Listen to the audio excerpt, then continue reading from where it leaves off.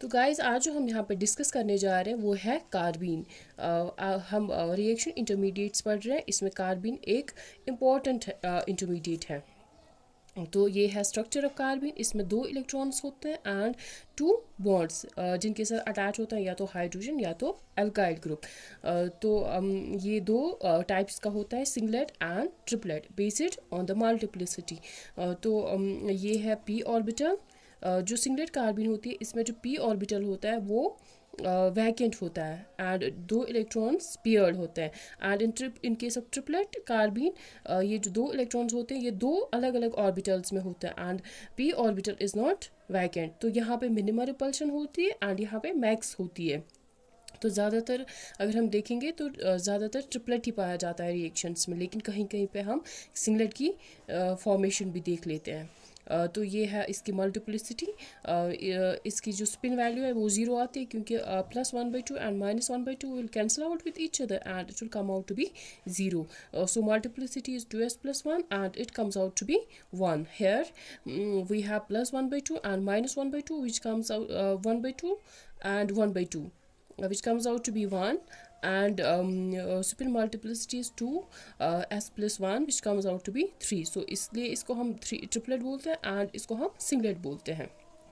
तो अब हम देखेंगे कि सिंगलेट जो हमारे पास कार्बन होता है उसकी फॉर्मेशन कब होती है, when it's stable. If hetero atom is attached to carbon, if hetero atom is attached to carbon, अगर हमारे पास कार्बन में हेटेरो एटम है, ठीक है, तब जो हमारा सिंगलेट कार्बन है वही स्टेबल हो जाता है। ये कैसे स्टेबलाइज हो जाता है? देखिए हमारे पास वैकेंट पी ऑर्बिटल होता है सिंगलेट कार्बन में, ठीक है। उसमें जो चाहे हैलाइड हो, कोई भी हेटेरो एटम हो, वो अपने इलेक्ट्रॉन्स इजीली डोनेट कर देता है इसमें and it makes it very stable. जैसे यहाँ पे OCH3 है, ये अपने इलेक्ट्रॉन्स इसमें डाल देता है and it becomes very stable.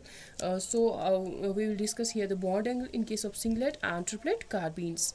जैसे कि यहाँ पे 2 इलेक्ट्रॉन्स एक ही ऑर्बिटल में है तो मोर रिपल्शन, ये जो ऑर्बिटल्स है ये आपस में बहुत ज़्यादा रिपल्शन शो करते हैं, उसकी वजह से जो हमारा बॉन्ड एंगल है वो डिक्रीज कर जाता है and it comes out to be 100 to 100 degree Celsius. And in case of triplet carbon देखिए यहाँ पे जो इलेक्ट्रॉन्स है वो अलग अलग ऑर्बिटल में है तो मिनिमम रिपल्शन है and bond angle comes out to be 130 to 150 degree, ठीक है।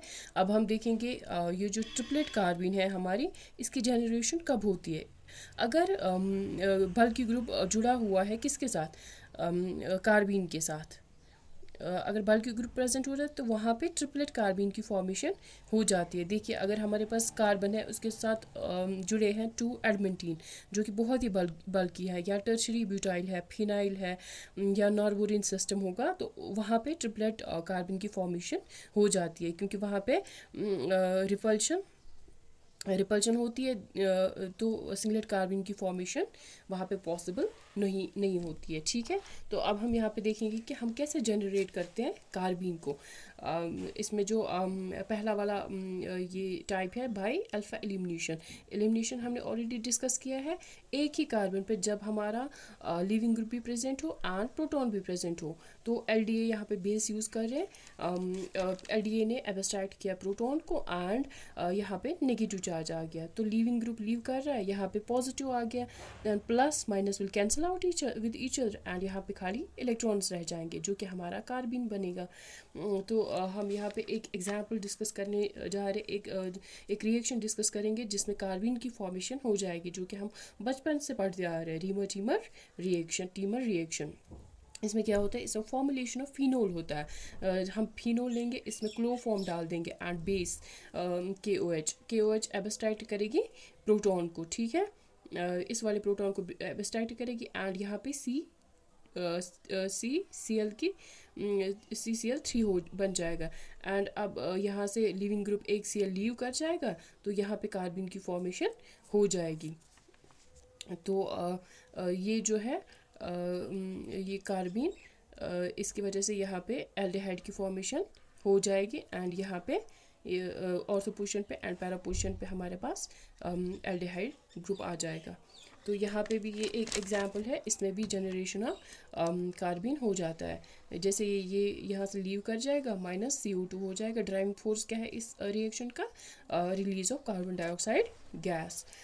तो यहाँ पे नेगेटिव आ जाएगा, तो Cl will leave and carbon की फॉर्मेशन हो जाएगी।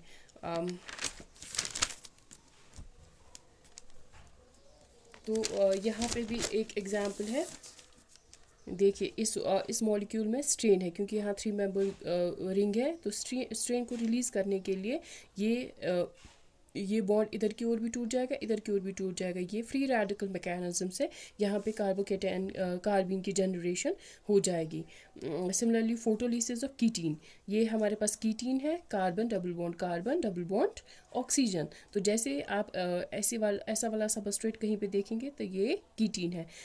अगर इसकी हम फोटोलिसिस करते हैं तो यहाँ पे भी कार्बन की जनरेशन हो जाएगी। देखिए ये वाला बॉन्ड इधर की ओर टूटेगा एंड ऑक्सीजन के इलेक्ट्रॉन्स इधर आएंगे, यहाँ पे नेगेटिव चार्ज की फॉर्मेशन हो जाएगी and C triple bond O की फॉर्मेशन हो जाएगी। अब माइनस CO गैस रिलीज हो जाएगी एंड कार्बन की फॉर्मेशन हो जाएगी। Similarly we have diazirine. तो यहाँ पे भी क्या होगा, यहाँ पे भी ड्राइविंग फोर्स जो है वो है N2 गैस का रिलीज होना। तो यहाँ पे भी CH2PH एंड Cl, यहाँ पे कार्बन के पास 2 इलेक्ट्रॉन्स आ जाएंगे तो कार्बन की फॉर्मेशन हो जाएगी। अब है दूसरा मेथड जो है जिससे हम कार्बन को जनरेट कर सकते हैं, वो है फ्रॉम डाईएजोएल्कीन। देखिए यहाँ पे भी ये डाइज़ोमीथेन है, ये भी यहाँ पे भी 2 नाइट्रोजन है, लेकिन इसको हम सिंपली एजोमीथेन बोलते हैं एंड इसको डाइएजोमीथेन बोलते हैं। जहाँ पे आप देखोगे number of carbons greater than number of carbon atoms, number of nitrogen greater than number of carbon, तो उसको आप डाइएजोमीथेन बुलाओगे। And where you will see carbon and nitrogen are equal number, we will call it as azomethane. तो azomethane है हमारे पास, इससे hydrogen release करेंगे अगर कहीं पे हमारे पास कंडीशंस दी गई हैं, या तो हीट, या तो लाइट, या कोई भी ट्रांजिशन मेटल, सिल्वर, कॉपर, रोहिडियम, तो वहाँ पे कार्बन की जनरेशन हो जाएगी। तो यहाँ पे एक एग्जांपल हम डिस्कस करेंगे। ये भी एक कार्बन जनरेट करता है। यहाँ पे N2 गैस रिलीज हो जाएगा एंड यहाँ पे कार्बन की जनरेशन हो जाएगी।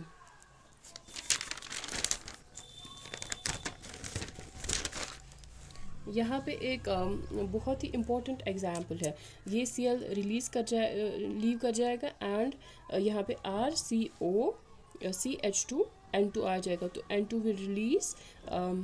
देखिए यहाँ पे अगर हम LDA बेस यूज़ करेंगे तो that acts as a non nucleophilic base, that means वो न्यूक्लियोफाइल की तरह एक्ट नहीं करती है वो वाली बेस, क्योंकि वो बहुत ज़्यादा बल्की होता है, तो बल्की होती है वो वाली बेस, तो ये एक्ट नहीं कर सकती है यहाँ पे एज न्यूक्लियोफाइल। तो यहाँ पे सीधे एब्स्ट्रैक्शन ऑफ प्रोटॉन ही हो जाएगा। लेकिन अगर हम ये वाली एग्जाम्पल यहाँ पे डिस्कस करेंगे, ये है फिनोल एरोमेटिक H है, ठीक है, एसिड बेस रिएक्शन हो जाएगी एंड यहाँ पे इस वाले प्रोडक्ट की फॉर्मेशन हो जाएगी। अब हम एलिफैटिक का केस लेंगे। यहाँ पे ये जो हाइड्रोजन है ये इतना ज़्यादा एसिडिक नहीं है, एसिडिक है बट इतना ज़्यादा नहीं है जितना कि एरोमेटिक हाइड्रोजन था इन दिस फिनोल केस। तो यहाँ पे अगर हम रूम टेम्परेचर पे इस वाली रिएक्शन को करेंगे तो ये रिएक्शन शो नहीं करेगा। लेकिन अब अगर हम इसी वाले सबस्ट्रेट को लेंगे in presence of light, that means photolysis करेंगे, तो यहाँ पे कार्बन की इंसर्शन हो जाएगी एंड यहाँ पे इस वाले प्रोडक्ट की फॉर्मेशन हो जाएगी। एक बहुत इंपॉर्टेंट एग्जांपल है, फिनोलिक ग्रुप ज़्यादा एसिडिक है, पहले इसी को हम मिथाइलेशन करेंगे।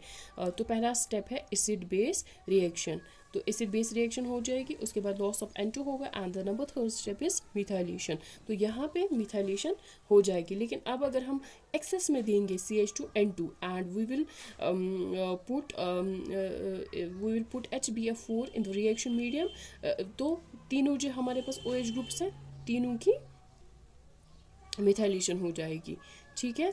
तो यहाँ पे अगर हम एक्सेस में लेंगे CH2N2 ये यहाँ से प्रोटॉन को एबस्टाइट कर लेगा, N2 विल रिलीज एंड ये यहाँ नेगेटिव चार्ज हो गया एंड CH3 आ जाएगा यहाँ पे अटैक कर लेगा। तो तीनों जो OH ग्रुप्स हैं हमारे पास इनकी मिथाइलेशन हो जाएगी। तो ये वाली जो रिएक्शन थी बहुत ही इंपॉर्टेंट थी, तो ये पूछी जाती है एंड यहाँ पे कन्फ्यूजन होता है कि किस वाले प्रोटॉन को हम एबस्टाइट करें पहले। ठीक है, थैंक यू।